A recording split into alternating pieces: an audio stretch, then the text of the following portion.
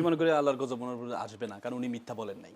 তার মানে প্যালেস্টাইন বানাইলে ওনার খারাপ লাগবে, কিন্তু ইসরায়েল বানাইলে ওনার খারাপ লাগবে না। দেখেন আমাদের রাজনীতিতে, আমাদের বাংলাদেশের রাজনীতিতে একজন এরশাদ, সবসময় এরশাদের শূন্যতা আমরা ফিল করি।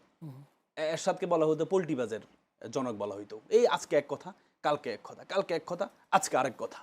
এই যে শূন্যতা, সেই শূন্যতাটা ফিল আপ করছেন আমাদের নুরুল হক নূর সাহেব। আপনি দেখেছেন উনি বলেন, আপনি শত শত বক্তব্য দেন, উনি বলছে দুই পরিবার থেকে বাংলাদেশকে মুক্ত করতে হবে।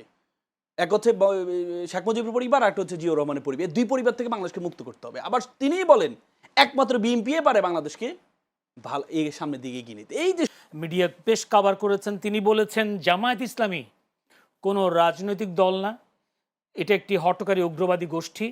জামায়াত যদি রাজনৈতিকভাবে উপরে যাওয়ার সুযোগ পায় তাহলে দেশকে তারা ফিলিস্তিন বানিয়ে ছাড়বে, এমন মন্তব্য করেছেন নুরুল হক নূর, অর্থাৎ গণ অধিকার পরিষদের সভাপতি এবং তিনি প্রবাসী কল্যাণ ও বৈদেশিক কর্মসংস্থানের প্রতিমন্ত্রী। জামাত কি সে পথে হাঁটছে? মানে ফিলিস্তিন বানিয়ে ফেলবে, ইসরায়েল বানিয়ে ফেলবে এটা বলে নাই, কারণ ইসরায়েল তো ওনার কাছের মানুষ। ইসরায়েলের সাফাদির সাথে যে মিটিং করেছেন আমাদের আজকে গণ অধিকারের সহসভাপতি, উনি তো নিজেই এই লাইভে এসে বলেছেন, উনি নিজে সাক্ষী, চাক্ষুষ সাক্ষী যে ইসরায়েলি সাফাদির সাথে মিটিং করেছেন। সেই মিটিংয়ে আমি একটু আপনাকে একটু শোনাই। সাফাদির সাথে দেখা করেছেন, হ্যাঁ, ফারুক ভাই বক্তব্য। কেন্দ্রীয় কমিটির মিটিং এ স্বীকার করেছেন যে আমার সাফাদির সাথে দেখা হয়েছে, সাক্ষাৎ হয়েছে। আমি ফারুক হাসানের নিজ কান সাক্ষী, আমি কেন্দ্রীয় মিটিং এ শুনেছি। যদি আমি মিথ্যা বলে থাকি আল্লাহর গজব আমার উপরে আসবে। আমি মনে করি আল্লাহর গজব ওনার উপরে আসবে না, কারণ উনি মিথ্যা বলেন নাই। তার মানে প্যালেস্টাইন বানাইলে ওনার খারাপ লাগবে, কিন্তু ইসরায়েল বানাইলে ওনার খারাপ লাগবে না, কারণ উনি তো সাফাদির সাথে মিটিং করেছেন, চরিত্র হনন করেছেন। এগুলো তো আমরা বলি নাই, দৃশ্যমান, এগুলো দৃশ্যমান। এখন কথা হচ্ছে, দেখেন আমাদের রাজনীতিতে, আমাদের বাংলাদেশের রাজনীতিতে একজন এরশাদ, সবসময় এরশাদের শূন্যতা আমরা ফিল করি। এরশাদকে বলা হতো পোল্টিবাজের জনক বলা হইতো। এই আজকে এক কথা, কালকে এক কথা, কালকে এক কথা, আজকে আরেক কথা। এই যে শূন্যতা, সেই শূন্যতাটা ফিল আপ করছেন আমাদের নুরুল হক নূর সাহেব। আপনি দেখেছেন উনি বলেন, আপনি শত শত বক্তব্য দেন, উনি বলছে দুই পরিবার থেকে বাংলাদেশকে মুক্ত করতে হবে।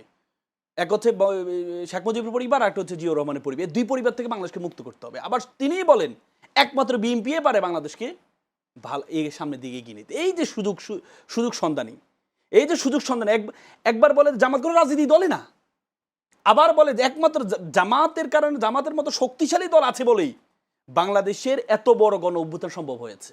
আপনি দেখেন এই যে ওনার যে মানে কথায় কথা, আমি শুধু কোটেন আনকোট করে আপনাকে একটু শোনাই। একটা শক্তিশালী রাজনৈতিক দল ছাড়া এই আন্দোলনকে কখনোই সফল করা সম্ভব না। জামাতের মতো শক্তিশালী রাজনীতি, জি, আমরা তো কথা বলেছি আন্দোলন সংগ্রামের বিষয়ে।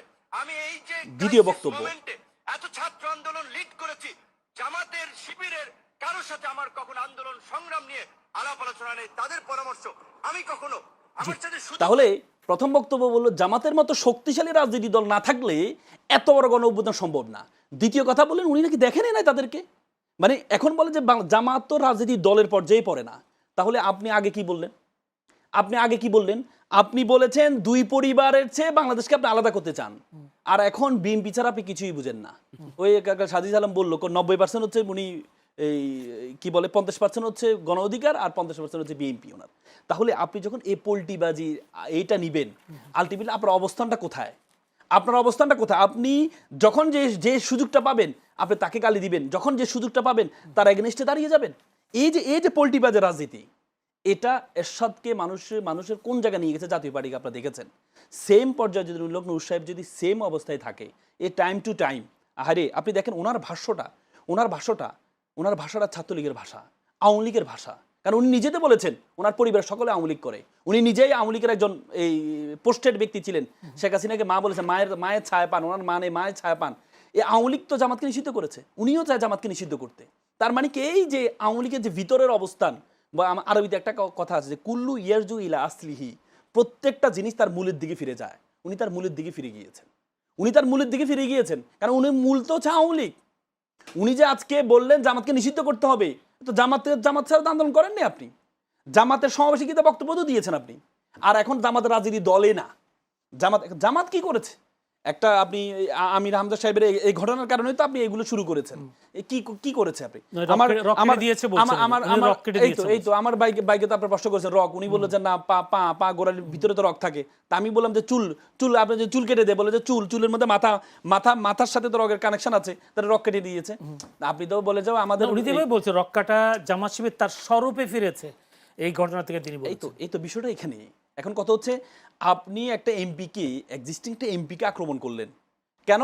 আপনার ইগুতে লেগেছে যে আপনাকে বলেছে আপনারা হচ্ছে দুইজনের দল, গণ অধিকার পরিষদকে বলেছে 2 জনের দল, বলে না যে হারাম হালালের কিছু বলে না, বলে 2 লোকের দল বলেছেন।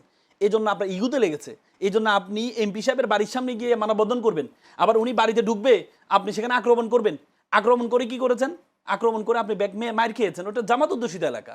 আপনি সেখানে গিয়ে আক্রমণ করে এমপির বাড়ির সামনে আক্রমণ করে মার খাবেন না, আপনি এমনি বসে থাকবেন? তারা ডিফেন্স করেছে, তারা তো আক্রমণ করে নাই।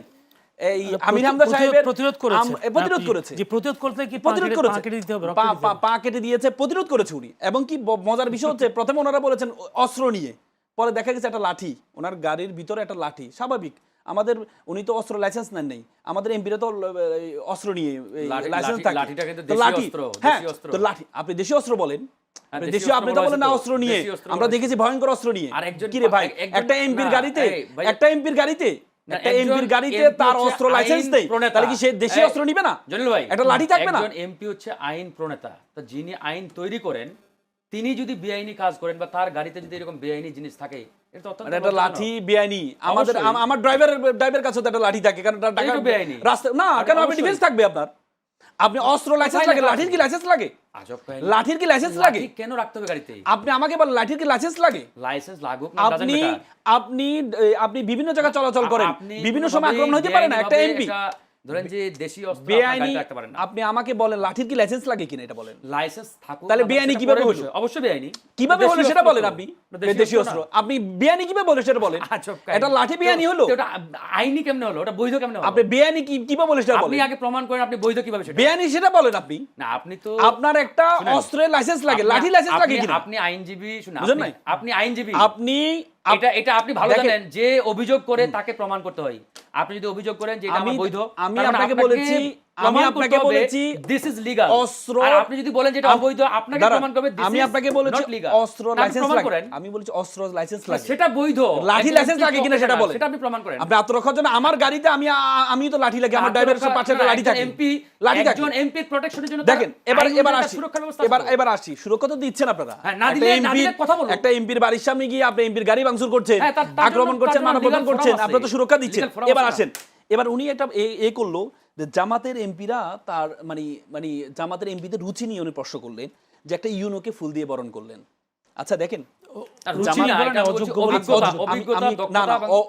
অভিজ্ঞতার বিষয় না। দেখেন ব্যাপারটা হচ্ছে জামাত একটা ইসলামিক দল। যদি আপনি জামাতকে গণ অধিকার পরিষদ বা বিএনপি দিয়ে জাজমেন্ট করতে চান তাহলে আপনি ভুল করবেন। আপনি ওমর রাদিয়াল্লাহু তাআলা আনহুর কাহিনী জানেন। আপনি ওমর রাদিয়াল্লাহু তাআলা আনহু যখন তার সহকারীকে নিয়ে উট নিয়ে যেতেন, কখনো উটে উনি বসতেন, কখনো তার সহকারীকে বসতেন, উনি হাঁটতেন। উনি কখনো নিজের মালামাল নিয়ে গিয়ে ওনার প্রজাদেরকে দিয়ে আসতেন। তা আপনি যদি বলে এটা কি ওনার অযোগ্যতা, উনি স্মার্টনেস জানে না, এটার বিষয় না।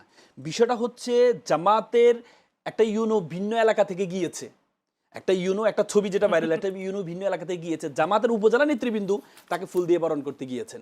জামাতের যে এমপি, যিনি এমপি গিয়েছেন, উনি ইউনোর সাথে মিটিং করতে গিয়েছেন, কথা বলতে গিয়েছেন, বসেছেন সাথে, যখন ফুল দিচ্ছেন উপজেলা তখন উনি সাথে ছিলেন। এখন এটা এটা না আপনি কাউকে সম্মান দিতে পারেন না, আপনি কাউকে সম্মান দিতে পারেন না। ন্যূনতম একটা ইউনো বাইরে থেকে আসছে, বাইরে থেকে তার এলাকার একটা আসলে আপনি কি মেহমানদারি করতে পারেন না?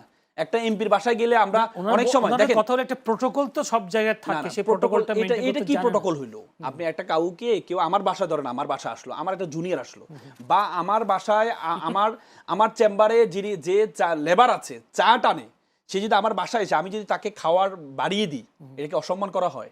বরং আমার সম্মান হয় যে সে আমার বাসা, সে আমার মেহমান।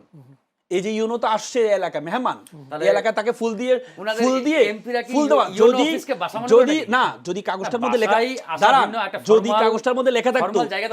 কাগজটার মধ্যে লেখা থাকতো যে এমপি সাহেবের পক্ষ থেকে, তাহলে আপনি বলতে পারতেন এটা এমপি দিচ্ছে। বরং এটা উপজেলা নেতৃবৃন্দ গিয়েছে, উপজেলা নেতৃবৃন্দ দিচ্ছে, সাথে উনি যেহেতু ছিলেন উনি দাঁড়িয়েছে। সিভিক রয়্যাল রিসর্ট, কিনুন আভিজাত্য, নিশ্চিত করুন ভবিষ্যৎ।